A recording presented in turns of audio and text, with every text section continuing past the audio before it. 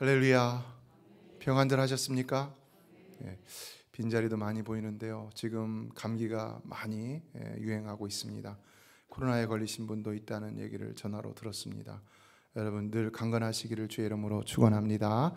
하나님께서 어려운 가운데서도 여러분을 지켜주시고 무엇보다도 마음을 평안케 하시고 강하고 담대하게 하셔서 설령 어려운 일이 닥친다 할지라도 여러분이 꼭 이겨내는 승리자가 되시길 주의 이름으로 축복합니다.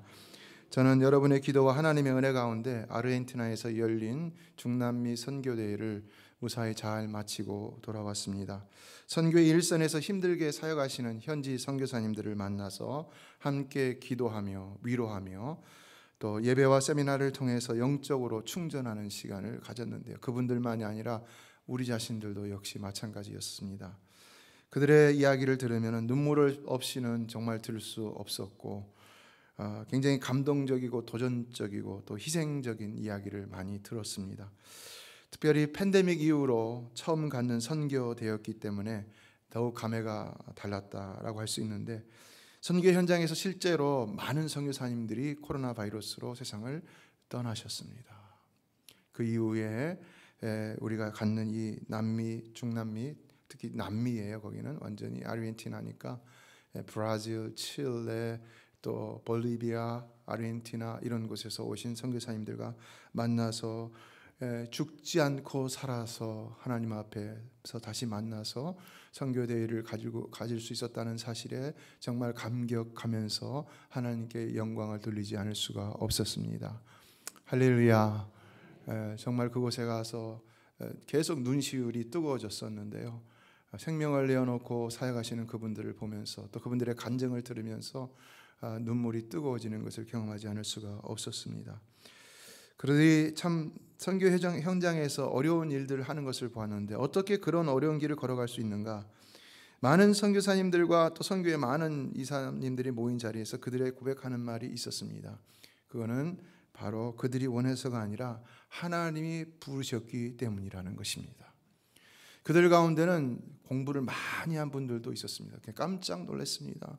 공부를 정말 많이 해서 웬만한 사람, 웬만한 교수님들 못지않게 뛰어난 학자들도 있었고, 또 언어의 능력이 탁월한 사람들도 있었고, 능력이 많은 사람들도 있었고, 그런데 왜 그들이 세상 길로 가지 아니하고 그 어려운 길, 그것도 선교사의 길을 갈 수 있었느냐? 그것은 바로 하나님이 자신들을 불러주셨기 때문이라는 것입니다.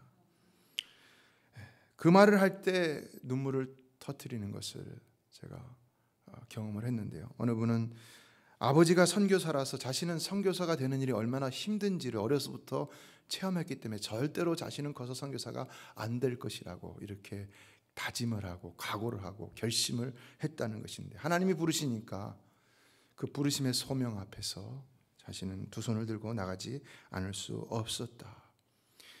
너무나 힘들고 어렵고 배고프고 고통스러운 일인지를 알면서도 도리어 눈물로 감사하며 하나님께 나가지 않을 수 없었다는 것인데요. 그래서 죽으면 죽으리라, 내 생명을 내어놓고 그 사명을 감당한다는 말을 하려고 하다가 눈물이 터지는 것을 보았습니다. 그 자리에 있는 모든 목사님들이 울었고 선교사님들이 같은 마음으로 눈시울을 적시는 것을 보았습니다. 오늘 우리도 주의 일이 힘들지요. 그러나 성도 여러분, 힘들다고 피할 것이 아닌 줄로 믿습니다. 주님이 부르신 자리라면 그 자리가 죽는 자리를 할지라도 우리는 감사함으로 눈물을 흘리더라도 순종해야 할 줄로 믿습니다. 이 말에 아멘하는 일이 쉬운 일은 아니지만, 그러나 우리는 아멘하며 순종하며 나가야 한다는 것입니다. 이렇게 열악하고 위험한 선교의 현장의 상황 속에서 팬데믹의 위험까지 지나고 만나게 되니까 오히려 하나님의 은혜가 더 크고 놀랍다는 간증들이 쏟아져 나왔는데요. 역시 그들이 그 어려운 상황에서도 사명을 감당할 수 있었던 비결은 오직 하나, 하나님의 은혜라는 것입니다. 하나님의 은혜라. 그들이 처한 환경이 열악하고 심지어는 죽음의 위협이 있을지라도 그들 그렇게 힘들수록 그들이 경험하는 것은 더 큰 하나님의 놀라운 은혜라는 것인데요. 무엇이 갖춰져 있지 않고 보장되어 있지 않고 하루하루가 불확실해도 그들은 날마다 가장 확실하고 보장된 하나님의 은혜를 체험한다 라고 고백하고 있었다는 것입니다. 그래서 그 하나님의 은혜의 돌보심과 공급하심과 인도하심과 살리심의 연속적인 은혜로 더 놀라운 일들을 감당하고 있었다는 것인데요. 그렇기 때문에 팬데믹으로 인해서 많은 후원교회들이 재정이 연약해져서 더러는 그 후원이 끊겨졌어도 여전히 그들은 하나님의 공급하심을 체험하고 있다는 놀라운 고백을 하는 것을 들을 수 있었습니다. 우리 삶도 마찬가지죠. 여러분, 우리도 하나님의 은혜로 살아가는 자들인 줄로 믿습니다. 믿습니다. 하나님의 은혜 없이 살아갈 수 있을까요? 우리 성도는 반드시 기억해야 됩니다. 다 있어도 하나님의 은혜 없으면 살아갈 수 없다는 것을 반드시 잊지 말고 기억해야 되는 것입니다. 진정 지금까지 우리가 살아올 수 있었던 것은 무엇 때문인가? 무엇이 갖춰져 있어서, 무엇이 보장되어 있어서, 우리가 재능이 많아서, 우리가 가진 것이 많아서 그런 것일까? 우리 대부분의 이민자들은 영어도 잘 못합니다. 아무리 좋은 학교를 나왔어도 미국에 처음 발을 내딛는 순간에 우리의 입은 막혀버리고 맙니다. 돈을 많이 가지고 들어왔다고 그것이 성공의 보장이 되는 것은 아닌 것입니다. 대부분은 다 적은 돈을 가지고 어쩌면 겨우 비행기 값과 한 달 겨우 살아갈 수 있는 용돈도 못 되는 그 돈을 가지고 와갖고 어렵고 힘든 삶을 시작한 것이지요. 이처럼 돈도 없었고 계획도 없었는데 여기까지 살아올 수 있었습니다. 영어를 잘 몰라서 자녀들의 선생님과 대화를 해야 되는데 한국에서는 그래도 선생님들을 자주 만났는데 그런데 학교 가서 선생님 한 번도 만나지 못한 분들이 많은데도 우리 자녀들이 잘 자라났습니다. 우리 자녀들은 자신들의 의지가 아니라 부모의 의지로 이곳에 와서 이 미국이라는 거대한 나라 속에서 적은 민족 마이너리티로 여러 가지 어려움들을 당하면서 살았는데 그런데도 그들은 잘 견디어내며 이겨왔습니다. 참으로 우리 자녀들이 미안하고 대견스러운 것 같습니다. 그러나 이 모든 것들은 다 하나님의 은혜임을 깨달을 수 있어야 한다는 것입니다. 여러분, 진정 하나님의 은혜가 오늘 우리를 이 자리까지 이르게 한 줄로 믿습니다. 과연 우리 삶에 하나님의 은혜가 아닌 것이 있을까요? 없는 것이지요. 불란서의 한 노인이 전염병에 걸려 쓰러졌습니다. 90세가 넘은 노령인 탓에 산소호흡기를 달고 오랜 기간 치료를 받아야 했습니다. 그러나 다행스럽게도 후유증 없이 병이 완치되었습니다. 그런데 병원비 청구서를 받은 노인이 갑자기 의사 앞에서 눈물을 흘리기 시작합니다. 그래서 왜 그러냐? 병원비가 많이 나와서 그러냐? 아니면 돈이 없어서 그런 것이냐? 의사가 물으니까 노인은 돈 때문이 아니라고 하면서 자신이 왜 눈물을 흘리는지에 대한 이유를 이렇게 설명했다는 것입니다. 내가 우는 이유는 며칠간 단지 산소를 마신 금액이 이렇게 비싼 금액이라는 사실입니다. 90년 동안 매일 산소를 마시면서 저는 한 번도 하나님께 돈을 지불한 적이 없습니다. 그리고 감사한 적이 없습니다. 우리가 모든 것이 하나님의 은혜로 사는 것이라는 사실을 고백한다면 그럼 우리는 얼마나 하나님께 그 은혜를 헤아려 감사하는 삶을 살고 있는가?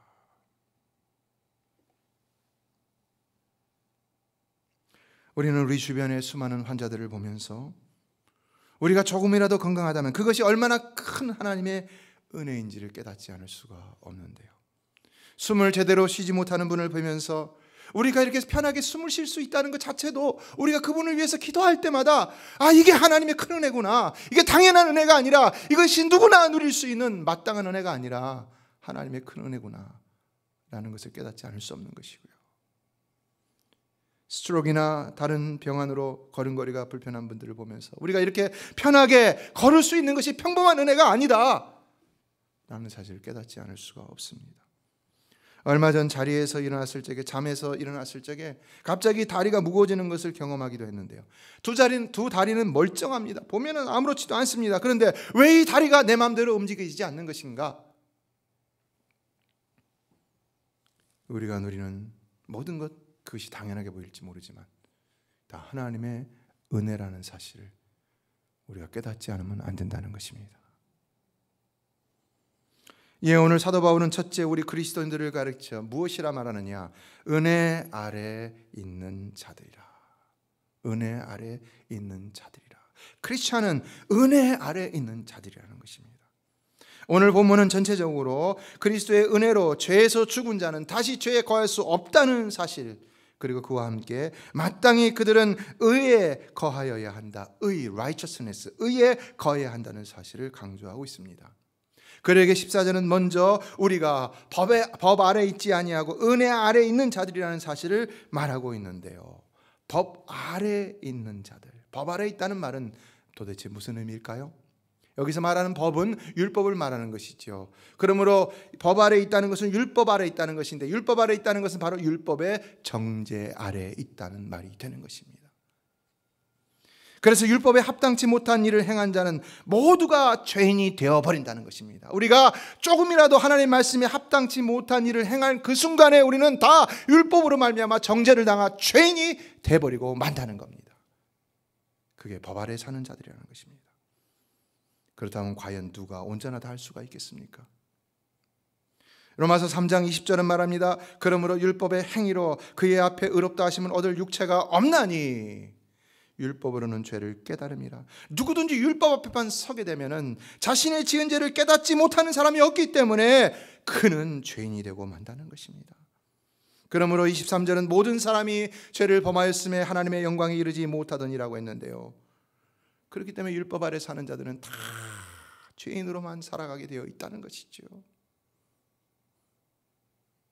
인간의 연약함이 율법 아래서는 필연적으로 죄인이 되게 하는 것을 볼 수 있는 것입니다. 그래서 죄의 삭은 사망이라 했는데 이제 우리는 율법으로 말미암아 다 정죄함을 받아 죽게 되었다는 것을 말하는 것입니다.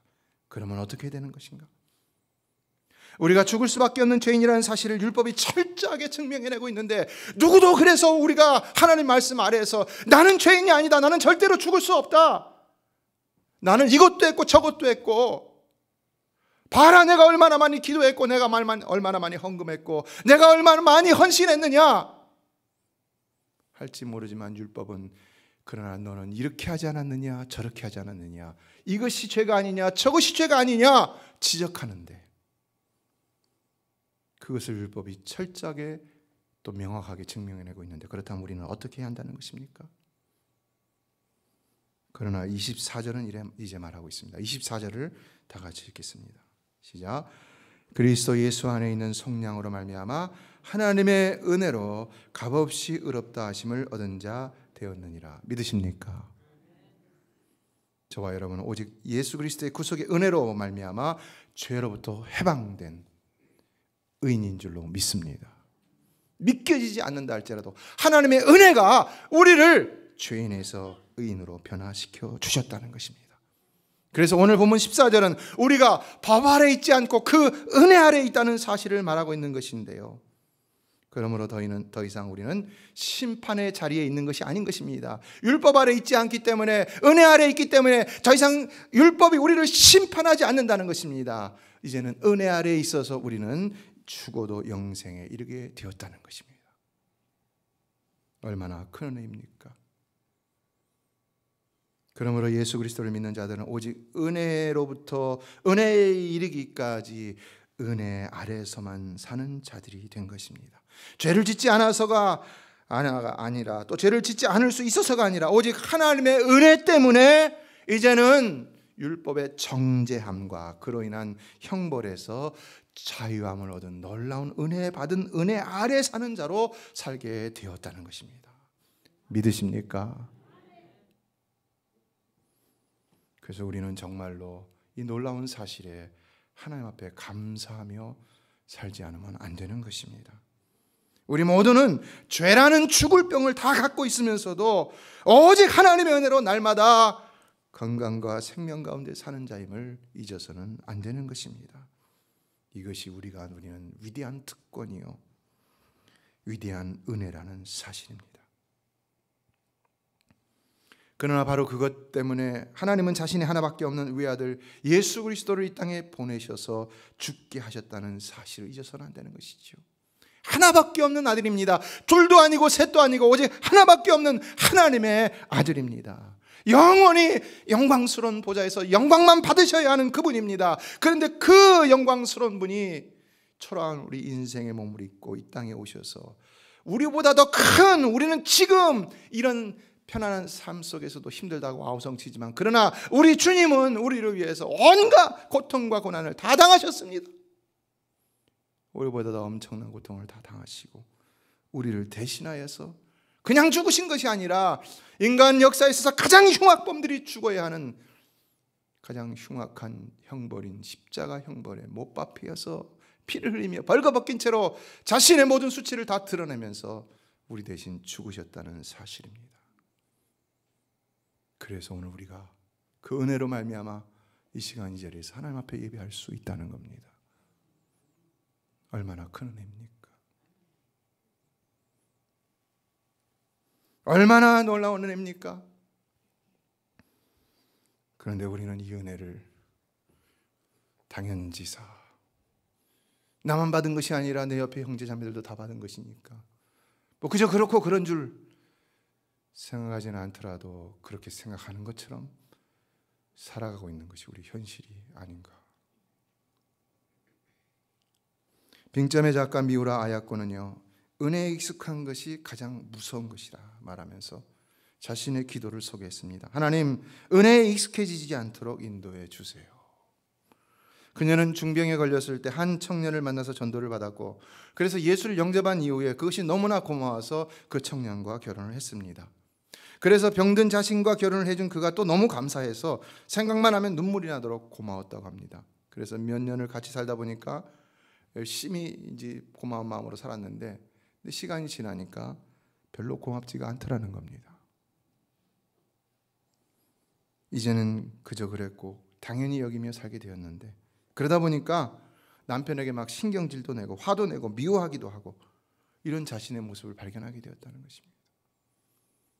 오늘 우리의 모습과 다를 바가 없는 것이죠. 그래서 그는 어떻게 했느냐? 하나님 앞에 회개하게 되었다는 겁니다. 그리고 은혜에 익숙해지지 않게 해달라고 기도했다는 것인데요. 그렇다면 오늘 여러분의 모습은 어떠하다고 생각하십니까? 어떠하다고 생각하십니까? 오늘 우리도 우리 자신을 다시 돌아볼 수 있어야 되는 것이죠. 하나님은 자신의 귀한 아들 독생자를 죽이심으로 하나님이 소유한 모든 것 가운데 가장 귀한 것을 기꺼이 우리를 위해서 내던지심으로 우리에게 놀라운 구원의 은총을 베풀어 주셨습니다. 이것보다 더 큰 위대한 은혜는 없는 것입니다. 그러나 우리는 그 은혜 앞에 어떻게 살아가고 있는가? 지난 한 주간 여러분 어떻게 살아갔습니까? 또다시 세상을 즐기면서 세상에 빠져서 주일에 태만하고 게으르고 하나님의 백성다운 삶을 살지 못하면서 그걸 자랑스럽게 회개하고 있습니까? 둘째, 그러므로 우리는 그 은혜에 합당한 삶을 살아야 한다고 말씀하고 있습니다. 15절을 다 같이 읽어보겠습니다. 시작. 그런즉 어찌하리요? 우리가 법 아래 있지 아니하고 은혜 아래에 있으니 죄를 지으리요? 그럴 수 없느니라. 믿으십니까? 믿으십니까? 이제 우리가 율법 아래 정죄를 당하며 살지 않고 은혜 아래서 죄로부터 해방된 삶을 산다고 해서 죄를 지을 수는 없다는 것입니다. 내가 죄를 지어도 넌 죄인이라고 안 하니까, 그러니까 우리는 마음대로 죄를 지으며 살 수 있는 것이 아니라는 것입니다. 그럼 어떻게 살아야 되느냐? 우리는 그 은혜를 받은 자답게 은혜에 합당한 삶을 살아야 한다는 것인데요. 그래서 14절을 보면 이렇게 말합니다. 죄가 너희를 주장하지 못하리니. 이제 우리는요, 결코 죄가 우리를 주장하는 삶을 살아서는 안 된다는 것입니다. 이제는 하나님의 은혜로 죄가 제거된 삶을 살기 때문에 더는 죄 가운데 죄가 나를 주장하는 삶이 아니라 은혜 가운데 은혜가 나를 주장하는 은혜에 합당한 삶을 살아야 한다는 것입니다. 그래서 13절이 말씀한 것인데요, 13절을 다 같이 읽어보겠습니다. 시작. 또한 너희 지체를 불의의 무기로 죄에게 내주지 말고 오직 너희 자신을 죽은 자 가운데서 다시 살아난 자와 같이 하나님께 드리며 너희 지체를 의의 무기로 하나님께 드리라. 뭘 말하고 있습니까? 몇 가지를 말하고 있죠. 첫째, 그리스도와 같이 우리 자신을 죄가 아닌 하나님께 드려야 한다는 것입니다. 죄가 유혹해 온다고 내가 그 죄에 홀라당 넘어가는 것이 아니라 이젠 죄가 나를 유혹해 온다 할지라도 너는 내 것이 아니야. 나는 너의 종이 아니야. 나의 주인은 하나님이시야. 하나님께 내 자신을 드리는 삶을 도리어 살아야 한다는 것입니다. 그래서 어찌하든 간에 그리스도를 본받는 삶을 살려고 노력해야 된다는 것인데요. 그러나 본문을 보면 이것을 우리의 의지가 필요하다는 것을 강조하고 있습니다. 우리의 의지가 필요하다는 것입니다. 은혜 안에 사는 자는 의지적으로 죄를 깨닫고 죄를 멀리함으로 자신의 생각과 말과 행실을 하나님께만 드리도록 힘써야 한다는 것입니다. 죄가 죄인 줄 아는데 그냥 나는 약하니까 이 죄는 뭐 어떤 내가 지금 이 상황에서 이것을 해도 된 유혹이 너무 심하니까 이래저래서 내가 거기에 넘어가면 안 된다는 겁니다. 의지적으로 강하게 죄를 부딪혀서 이건 죄는 죄야. 내가 절대로 죄를 지으면 안 된다. 내 생각이, 내 말이, 내 행실이 오직 하나님께만 드리도록 힘써야 한다는 것입니다. 그렇다면 우리의 생각과 말과 행실이 하나님께만 온전히 드려지고 있는가?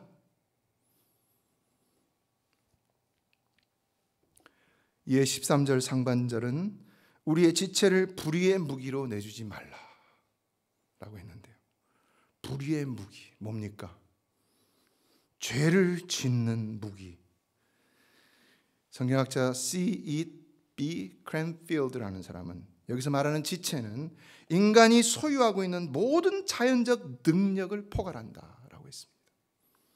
그러므로 바울은 우리의 타고난 자연적인 능력을 포함한 자신의 전인격을 불의의 무기로 죄에게 내주지 말라는 것인데요. 그러니까 오늘날 우리의 생각과 입술과 몸이 얼마나 무섭고 악한 무기가 될 수 있는지를 알아야 한다는 것입니다. 무기는 파괴적인 것이죠. 그러므로 우리가 우리의 생각과 입술과 몸을 불의의 무기로 죄에게 내준다면 거기에는 반드시 파괴적인 역사가 일어난다는 것입니다. 그로 인해서 먼저는 내 자신을 내 자신이 파괴되는 것이고요. 그리고 다른 사람을 파괴시키기 시작합니다. 다른 사람의 마음을 다치게 합니다. 인격을 다치게 합니다. 심지어 그로 인하여서 육신까지도 다치게 하고 아프게 하는 공동체를 깨뜨리고 많은 사람들을 힘들게 만든 일도 생길 수 있다는 겁니다. 우리 육신은 그처럼 아주 무서운 불의의 무기로 사용될 수 있다는 것입니다. 그러면 어떻게 해야 되느냐? 둘째, 그 지체를 의의 무기로 하나님께 드려야 한다고 말씀하고 있는데요. 의의 무기가 무엇이겠습니까? 의롭게 살고자 하는 무기라는 뜻이겠지요. 이게 우리는 우리의 지체를 무섭게 범죄하는 도구로 사용할 것이 아니라 무섭게 의를 행하며 살게 하는 거룩한 도구로 사용해야 된다는 것입니다. 공격적으로 하나님의 은혜 아래 사는 자답게 죄를 대항하여 싸우며 살아갈 수 있는 자가 되어야 된다는 것입니다. 죄가 오니까 그냥 이렇게 저렇게 넘어가고 타협하고 이러는 게 아니라 죄를 대적하는 자가 되어야 된다는 것입니다. 죄와 싸우는 자가 되어야 된다는 것입니다. 하나님의 구원의 은혜는 결코 죄에 대한 면죄부가 아니라는 사실을 잊어서는 안 되는 것입니다. 그것은 우리의 지체를 범죄의 도구로부터 의의 도구로 바꾸는 능력이 되는 것입니다. 그러므로 은혜 아래 사는 자는 그 마음과 생각과 말과 행실이 달라지게 되어 있는 것입니다. 이제는 예수 믿기 전에 좋아하던 죄악된 생각과 말과 행실이 사라지고 날마다 거룩함으로 그리스도를 닮아가는 모습이 있어지게 되는 것입니다. 그래서 만일 부족하고 미비하더라도 이런 변화가 없는 사람이라면 그는 진정 은혜 아래에 있는 자가 아니라 할 수 있는 것입니다.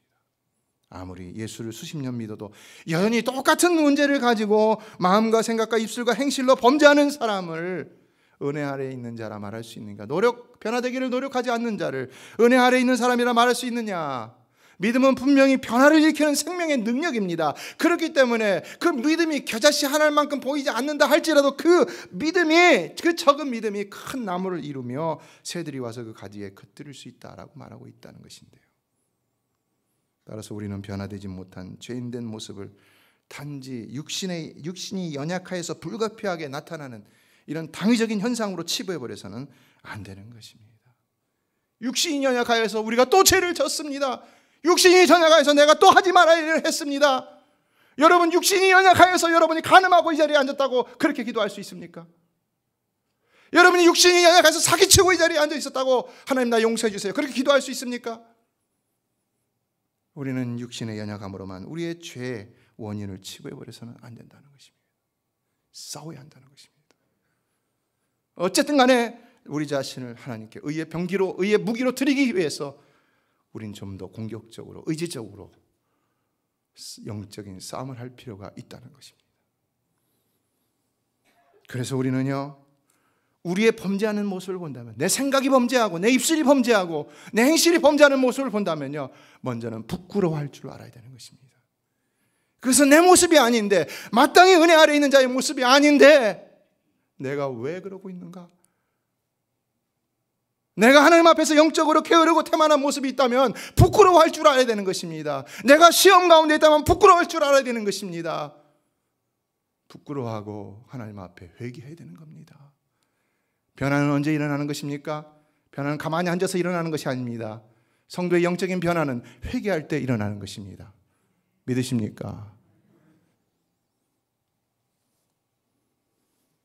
회개조차 않는다면 변화는 일어나지 않는 것입니다. 예, 고린도후서 6장 1절에 말합니다. 우리가 하나님과 함께 일하는 자로서 너희를 권하노니 하나님의 은혜를 헛되이 받지 말라. 이렇게 자신을 불의의 무기로 죄에 드리지 말고 언제나 하나님께 의의 무기로 드리도록 힘써야지 하나님의 은혜를 헛되이 받지 않는 자가 될 수 있다는 것입니다. 우리는요, 은혜로 사는 자이기 때문에 또한 은혜를 갚으며 살아가는 자가 되어야 되는 겁니다. 신앙생활은요, 은혜를 받기 위해서 하는 삶이 아니라 이미 받았고 계속해서 받는 은혜를 갚는 삶이 바로 신앙생활인 것입니다. 믿으십니까? 믿으십니까? 이걸 깨닫지 못한다면요, 신앙이 기형적이 될 수 있는 것입니다. 왜 기복신앙입니까? 이걸 깨닫지 못하니까 기복신앙이죠. 오늘 여러분 이 자리에 나와서 뭔가 뜨겁고 뜨끈뜨끈한 뭔가를 얻어갖고 가기를 원합니까? 여러분, 여기 예배, 우리의 주된 예배 목적은 먼저 하나님께 영광을 돌리는 일인 줄로 믿습니다. 내가 하나님의 영광이 되기 위해서 이 자리에 나온 겁니다. 그래서 찬양하는 것이고, 그래서 우리의 입술로 하나님께 그 영광을 고백하는 것입니다. 그 영광에 합당한 하나님의 말씀 듣고 합당하게 살아가기 위해서 말씀 듣는 겁니다. 우리는 이미 은혜를 받았고 지금도 받고 있고, 아까도 제가 선교사님들의 이야기를 하면서 말씀드렸지만 우리는 가장 확실하고 보장된 하나님의 은혜 가운데 사는 자들이라는 것입니다. 그러므로 우리는 은혜 갚는 자가 되어야 되는 것입니다. 경제 대공황이 닥치기 전에 보스턴에 사는 스트로사라는 청년이 있었는데, 그 사람이 바튼이라는 아주 부유한 자를 찾아가서 내가 사업을 할 테니까 2,000불만 빌려달라고 했다고 합니다. 20세기 초, 1900년대 초니까 2,000불이면 굉장히 많은 돈이었겠죠. 그런데 담보가 하나도 없었습니다. 그래서 이 사람이 NO 그랬어요. 그래서 이 사람이 실망하고, 이 청년이 실망하고 집으로 갔는데, 이 바튼이라는 사람이 가만히 생각해 보니까 이 청년이 상당히 미래가 있는 청년 같아 보였습니다. 그래서 담보 없이 그 사람에게 2,000불을 빌려주기로 하고 다시 불렀습니다. 동료들은 말렸습니다. 그러나 그는 말합니다. 이 돈을 은행에 두기보다는 유망한 젊은이 앞길을 돕는 것이 훨씬 보람이 있을 것이라 생각해서 빌려준다. 그래서 돈을 빌려줬는데 그 후로 10년이 지나서 세계적인 경제 대공황이 왔습니다.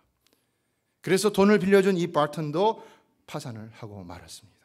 그래서 굉장히 어려운 상황이 있었는데 놀랍게도 그 스트로스라는 청년이 그를 찾아왔다는 것입니다.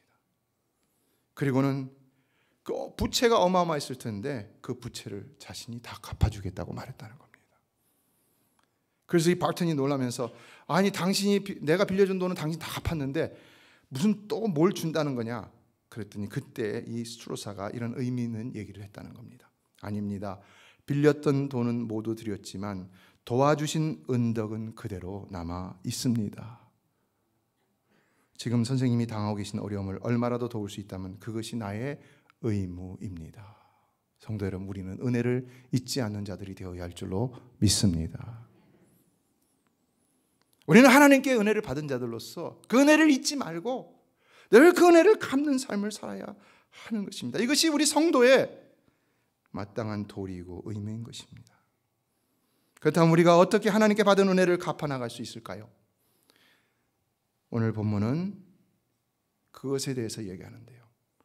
그것은 우리가 헌금을 많이 한다고, 우리가 봉사를 많이 한다고, 뭐 이런 것도 하나님의 은혜에 감동하여서 감격하여서 우리가 하나님 앞에 해드릴 수 있는 우리 헌신이라 할 수 있지만, 그러나 더 중요한 것이 무엇인지를 오늘 본문이 얘기하고 있는데, 그것은 무엇보다도 우리의 지체를 불의의 무기로 죄에 드리지 말고 의의 무기로 하나님께 드리라는 것입니다.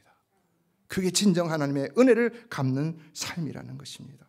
우리의 언행 심사를 하나님께 의의 무기로 드릴 때 하나님은 더욱더 기뻐하신다는 것입니다. 그리고 그래야만이 하나님께 속한 자로 살아갈 수가 있다는 것입니다. 이에 16절은 이렇게 말하고 있습니다. 16절을 다 같이 읽겠습니다. 시작. 너희 자신을 종으로 내주어 누구에게 순종하든지 그 순종을 받은 자의 종이 되는 줄을 너희가 알지 못하느냐? 혹은 죄의 종으로 사망에 이르고 혹은 순종의 종으로 의에 이르니라. 우리가 죄에게 우리 지체를 내주면은 죄의 종으로 사망에 이르게 되고, 하나님께 내어드리면 순종의 종으로 의에 이르게 된다는 무서운 말씀인데요.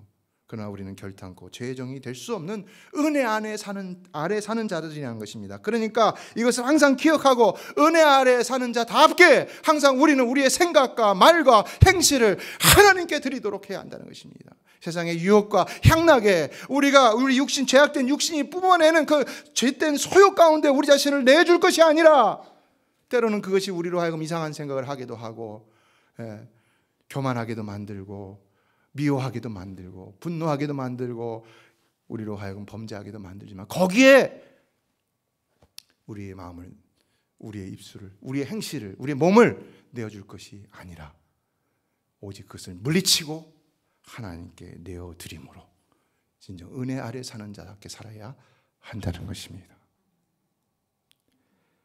이에 셋째는 하나님께 감사하라는 말씀하고 있는데요. 17절을 마지막으로 읽어보겠습니다. 시작. 하나님께 감사하리로다. 너희가 본래 죄의 종이더니 너희에게 전하여 준 바 교훈의 본을 마음으로 순종하여 죄로부터 해방되어 의에게 종이 되었느니라. 먼저 하나님께 감사하리로다 그랬어요. 이제 우리가 이 모든 것을 알았다면 우리는 하나님께 더 감사해야 된다는 것입니다. 이제 우리가 법 아래 사는 자들이 아니라 은혜 아래 사는 자들로서 이제는 죄의 종이 아니라 하나님의 종으로 사는 자가 되었다는 사실을 안다면 우리는 정말로 그 하나님께 감사하며 살아갈 수 있어야 한다는 것입니다.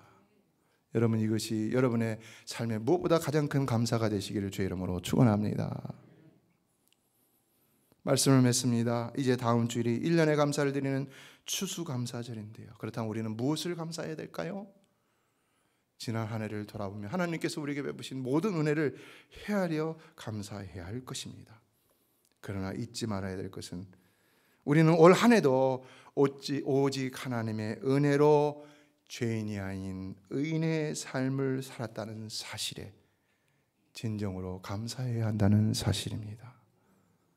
그것 때문에 예배할 수 있었고, 기도할 수 있었고, 회개할 수 있었고, 결심할 수 있었고, 하나님의 은혜를 더 구할 수 있었다는 사실.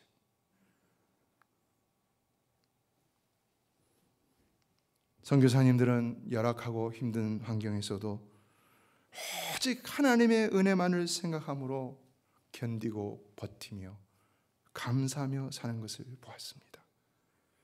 그러나 그러할 때 그들의 삶이 아무리 연약하고 절망적이라 할지라도 결코 얼굴이 어두운 것을 한 명도 보지 못했습니다. 놀라웠습니다. 힘과 생기가 넘쳤고, 도리어 우리를 대하는 모습이 웃음기가 사라지지 않는 모습이었고, 눈빛이 흐려지지 않았습니다. 그들은 진정 하나님의 은혜 아래 사는 자임을 더 자랑스럽게 여기며 당당하게 그것을 나타내며 감사하며 행복해하고 있었습니다. 그러므로 오늘 여러분의 모습도 삶이 어떠할지라도 이와 같이 오직 하나님의 은혜 아래 사는 자들로서 하나님의 은혜만을 생각함으로 하나님의 은혜만을 붙들므로 그 은혜 아래서 반드시 힘을 내어서 용기를 내어서 그 은혜에 합당한 삶을 사는 자로서의 모습으로 늘 생기가 넘치고 늘 소망이 넘치고 기쁨이 넘치고 행복한 삶을 살아가는 복된 성도가 다 되시기를 주님의 이름으로 축원합니다. 그럴 때 세상이 여러분을 이기지 못할 줄 믿습니다. 기도하겠습니다.